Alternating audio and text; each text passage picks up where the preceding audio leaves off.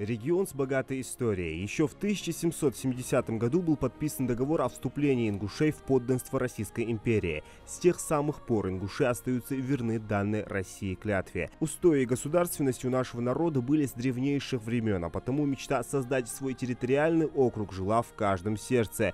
Во все времена ингуши храбро и смело участвовали во всех войнах вместе с Россией. В частности, отличились и в русско-японской войне. Это, по мнению историков, поспособствовало образованию в 1905 году Назрановского округа. Ни у кого не было, а ингушам создали округ. Я была просто потрясена. И причина оказалась в том, что ингуши одним из вопросов, они, конечно, собирались участвовать в этой войне, но они поставили вопрос: мы будем воевать, а вы, как говорится, знаете как, даже обращение к наместнику Кавказа, в то время был назначен наместник Кавказа, к нему было, в этом обращении было, знаете, о чем сказано? О том, чтобы отменить все распоряжения, которые стесняют свободу ингушей, чтобы мы не были поставлены вне действия общих законов империи. То есть все законы, чтобы на нас... И в этот период подъем Ингушетии происходит. Это, значит, 905-6 год, на 2 года продлевали каждый раз.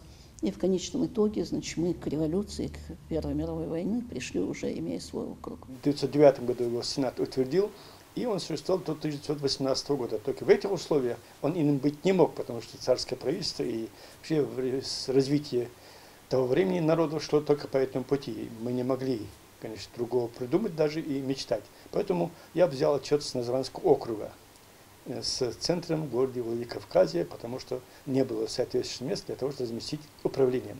Конечно, это была единственная просто возможность собрать как под одну крышу народ. Назрановский округ стал стремительно развиваться. Появились первые финансовые учреждения, театр, письменность, а затем началась гражданская война. В период гражданской войны мы были... По существу мы спасли революцию на Северном Кавказе, ну и потом, конечно же, это оказало влияние и на всю Россию. Но после окончания гражданской войны, вернее, в период даже этой войны, Терская область, она была переименована в Терскую Народную Республику. Затем в 1920 году она была переименована в Угорскую Республику. Там были такие вот свои, как говорится, попытки наиболее оптимального решения вопроса. Значит, Сунжинский казачий округ был.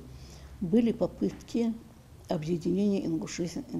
Нет, знаете, вначале понемножку из этой Угорской республики стали выходить все автономии. Кабарда ушла, самостоятельности захотела, там, было вполне оправданно, у нее был резон.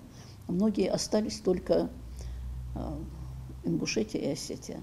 А почему остались? Потому что дело в том, что столицей этой Терской Народной Республики был город Владикавказ.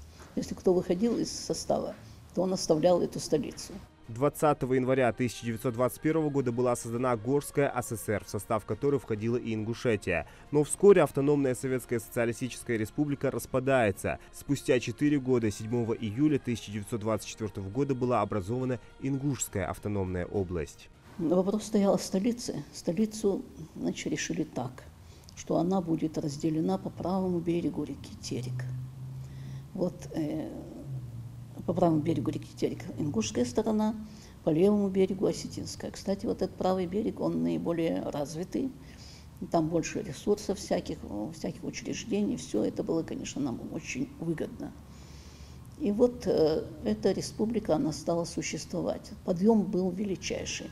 Историки называют это время золотым десятилетием. Образование Ингушской автономной области не было явлением случайным. Это был результат исторического развития Ингушетии, прошедшей серьезные этапы роста национального самосознания, деятельности людей, проявивших героизм во время установления советской власти на Кавказе. Это событие открыло новую главу в истории народа, а также помогло в сохранении и развитии культуры, традиций и языка. Ни один народ в тот период первоначально не имел научно-исследовательского института. А у нас был научно-исследовательский институт краеведения. Были выдающиеся ученые, которые там работали. Их специально сюда прикомандировали, они по несколько месяцев жили здесь, в Ингушетии. И те работы, которые они написали, сейчас даже иногда кажется странным, кажется, боже мой, неужели так было? Но это было то время, которое сегодня бы мы таким образом мы бы не смогли описать. Действительно, когда 7 июля была образована область, это был величайший подъем энтузиазма, народ воспрял духом. Даже когда провели митинг 1 августа 1924 года в середине Базоркина, и там на этот митинг явились все, кто занимался разбоем, бандиты на конях, прискакали и сказали: мы хотим жить мирным трудом, мы отказываемся от прежнего ремесла своего, оно было общекавказским ремеслом того времени, мы отказываемся от этого ремесла и хотим жить мирно. То есть это говорит о многом. Одним из основателей ингушской государственности считается Идрис Байсултанович Зязиков. Он был известным большевистским деятелем Северного Кавказа, активным участником создания ингушской автономии и ее первым руководителем. Родился 31 января 1896 года в сельском поселении Барсуке. Он был руководителем партийной организации области, а это, по сути, руководитель республики. В то время только он мог руководить республикой, потому что партия была руководящей, направляющей силой, как потом это обозначили в Конституции. Поэтому он был руководителем области. И поэтому его 5-6 лет, которые он 5 лет работал, это, конечно, были самыми плодотворными, самыми успешными, потому что он изнутри знал проблему. Он еще до этого был в этой теме, скажем, и участвовал и в Горской республике, он был на руководителе, и Горцик возглавлял, и наркомат внутренних дел возглавлял. Каждый ингуш знает о его непоколебимости, горском духе, тяжелой жизни, которую он посвятил борьбе за право ингушей на собственную государственность. Бабушка рассказывала, сняв себе одежду, лечь, отдохнуть он не мог, потому что в любое время звонили, в любое время приезжали, а звонили тогда, был такой телефон, когда он секретарем обкома работал, приезжали ночью, он всех принимал. В любое время к нему была открыта дверь. И он говорил: я не могу, значит, лечь с тем, что я буду знать, что до утра я буду спать. Этого у него не было. Ингуши понимали, что без обретения собственной государственности шансов на дальнейшее развитие мало. Автономия у народа просуществовала до 1934 года. Далее Ингушскую автономную область объединяют с Чеченской. Так была создана Чечено-Ингушская ССР. Тогда Ингушетия становится преимущественно аграрным районом, без статуса и экономики, когда как весь административный центр и культурные объекты были сосредоточены в Грозном. Ингушам, как самостоятельному народу, совершенно это было невыгодно. Почему? Потому что народ без своей государственности не может развивать ни свой язык, ни свою культуру, ни все остальное. Вот. И поэтому борьба велась уже с самого начала. С самого начала. Сначала было в 1934, 1935, 1936 году были недовольства. А затем, значит, открытая агитация, насколько я помню, за восстановление республики Ингушей, она всегда велась, как тогда говорили, значит, борьба за автономию Ингушетии в составе России. Ингуши воевали на всех фронтах Великой Отечественной войны. Известно, что маленький ингушский народ дал фронту более 20 тысяч офицеров и солдат. Около 7 тысяч воинов-ингушей не вернулись с войны домой. Наши соотечественники в составе конной армии умудрялись давать отпор немецким танкам.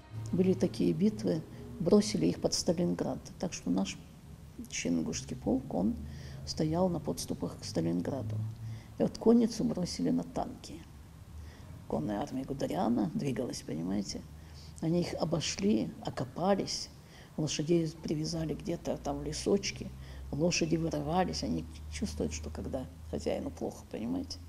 Вот. Но все равно не пропустили танки. Вы представляете, конница не пропустила танки к Сталинграду. И вот до конца это все было.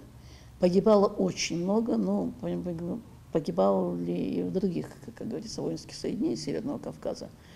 Но потом наших стали, знаете, как использовать? Как разведчиков, как диверсантов, как чтобы взять языка, вот так вот. Но скажите, в тыл врага пошлют людей, которые ненадежны. Мы, наверное, должны здесь иметь в виду такую вот вещь, что психология народа.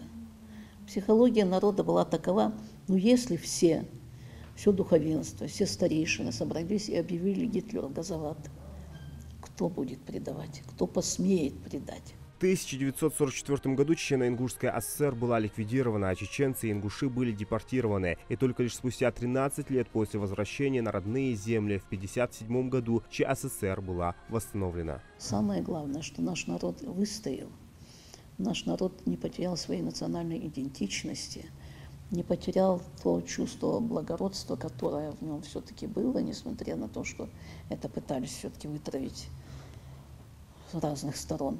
Я думаю, что у нас большое будущее, я надеюсь. Осенью 1991 года Чечня объявляет о своем суверенитете. И уже в декабре 1991 года на всенародном референдуме подавляющее большинство ингушей голосует за сохранение статуса российского региона. Главное желание ингушского народа иметь свою республику было озвучено на первом съезде народных депутатов СССР народным депутатом Хамзатом Фаргиевым. С этой же инициативой на заседании Совета национальностей первой сессии Верховного Совета СССР выступил депутат Муса Дарсигов. Я считаю, что пересмотреть надо конкретные меры, поручить Совет Министров принять постановление, определяющее восстановление имущественных, территориальных и других прав репрессированных народов.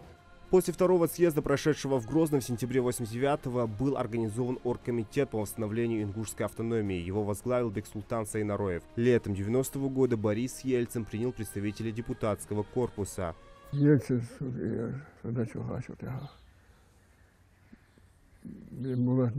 я уважаю ингушский народ и их стремление стать самостоятельным государством.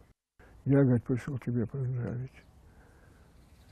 То, что республики Алавай, Балаяй, давно не есть жир. Ингуши благородный, честный народ, и я очень уважаю и люблю ингушский народ. Так, пережив все испытания и трудности, многовековая мечта ингушей о демократическом, правовом светском государстве вскоре сбывается. Верховный Совет России принимает постановление об образовании Ингушской республики в составе Российской Федерации. 4 июня 1992 года ингушская государственность была восстановлена. Через 2 дня в Назране на холме Абигув состоялся общенациональный митинг. Образовать Ингушскую республику в составе Российской Федерации. У людей в тот момент наворачивались слезы. Застыв, они вслушивались в каждое слово, чтобы не пропустить ничего из прекрасной новости о создании Ингушской республики в составе России. Этот процесс проходил в кризисных политических и экономических условиях, установившихся в целом в стране. Но еще более сложные этапы предстояло пройти. Республику фактически создавали с нуля, а население в тот период увеличилось вдвое. Были и радующиеся, были и завидовавшие люди. И приходилось с этим. И у нас не было еще опыта государственного строительства, собственного опыта. В 20-е годы опыт так не смог как бы выложиться определенные какие-то, скажем, тезисы, определенные какие-то деяния, которые можно было сказать, вот тогда так было, давайте возьмем сейчас, продолжим эту традицию. Мало успели тогда, и поэтому приходилось с чистого листа. И формирование власти, и кадры, отсутствие кадров собственных.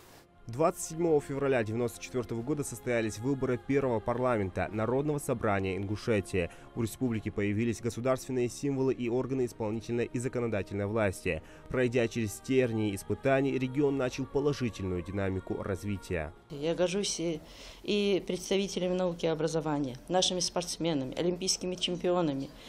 Я знаю, как непросто было всем руководителям. Трудно, но мы все вместе. Мы понимаем, что другой у нас нет, и мы должны все делать во благо нашей республики. Благодаря президенту России Владимиру Путину процесс развития инфраструктуры и всей жизнедеятельности республики набрал темп невиданного ранее развития. Программы социально-экономического развития и национальные проекты существенно изменили социальную среду республики. Ингушетия демонстрирует высокие показатели по всем направлениям. Самое главное, это все по указу президента. Мы все делаем. Нацпроекты – это лично его контроль. Потом демография, образование – это проекты, национальные проекты. После многолетних усилий Ингушетия стала самостоятельным субъектом России. Сегодня это перспективный регион многонационального государства со стремительно растущим населением, богатой минерально-сырьевой базой, благоприятными климатическими условиями. Жители республики, как и их славные предки, продолжают отстаивать интересы Родины при любых обстоятельствах.